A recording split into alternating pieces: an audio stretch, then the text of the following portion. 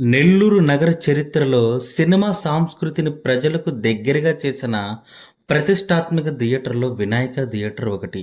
నాటకాలు, మూకీ చిత్రాల నుంచి టాకీ యుగం, సిల్వర్ స్క్రీన్, గోల్డెన్ డేస్ వరకు కూడా ఎన్నో దశలను చూసిన థియేటర్ ఇది. ఈ వీడియోలో వినాయక థియేటర్ ఎలా ప్రారంభమైంది, ఏ సంవత్సరంలో థియేటర్ని స్థాపించారు, ఏమేమి సినిమాలు 100 రోజులు పూర్తి చేసుకున్నాయి అనేది ఈ వీడియోలో విశ్లేషణ. మన ఛానల్ మెయిన్ థీమ్ వచ్చేసి 90స్లో ఉన్న థియేటర్స్ గురించి, హోటల్స్ గురించి మనమైతే వ్లాగ్స్ చేస్తున్నాము. ప్రజెంట్ ఇప్పుడున్న జనరేషన్ వాళ్ళకు కూడా వీటి గురించి తెలియాలి. అలాగే మన పెద్దవాళ్ళు పాత జ్ఞాపకాలు నెమరు వేసుకోవడానికి మా ఈ చిన్ని ప్రయత్నం. మన ఛానల్ కనుక మీకు వర్త్ అనిపిస్తే ఖచ్చితంగా లైక్ చేసి ఈ వీడియోని షేర్ చేయండి.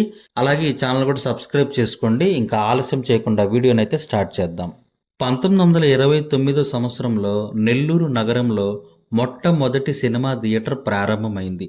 ఆ థియేటర్ పేరు వచ్చేసి శ్రీ వినాయక సినిమా.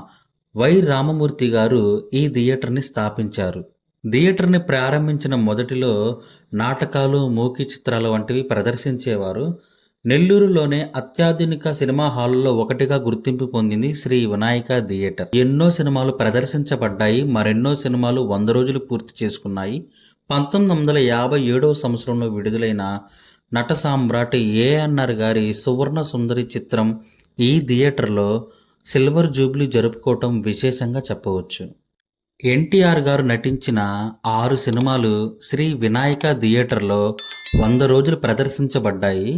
1958 సంవత్సరంలో విడుదలైన ఇంటి గుట్టు, 1966 సంవత్సరంలో విడుదలైన పరమానందయ్య శిష్యుల కథ, 1969 సంవత్సరంలో విడుదలైన కథానాయకుడు, 1973 సంవత్సరంలో విడుదలైన దేవుడు చేసిన మనుషులు, 1974 సంవత్సరంలో విడుదలైన నిప్పు లాంటి మనిషి, 1975 సంవత్సరంలో విడుదలైన అన్నదమ్ముల అనుబంధం.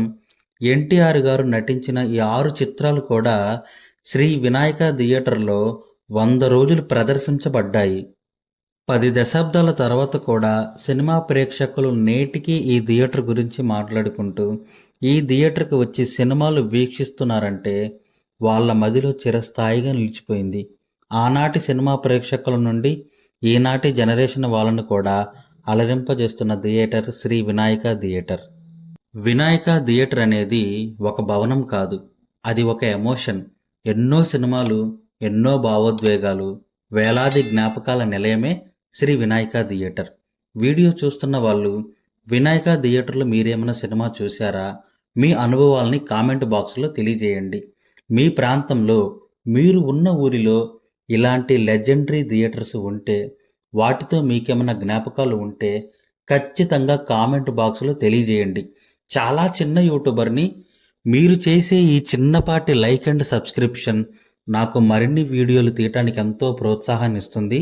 నేను తీయాల్సిన వీడియోలు, మీరు చూడాల్సినవి ఇంకేమన్నా ఉంటే తప్పకుండా కామెంట్ చేయండి. వాటి వీడియోలు కూడా మన ఛానల్లో వస్తాయి. ఏ ఊరైనా, ఏ ప్రాంతమైనా పర్వాలేదు, తప్పకుండా కామెంట్ చేయండి. నెక్స్ట్ వీడియోలో కలుద్దాం. బాయ్.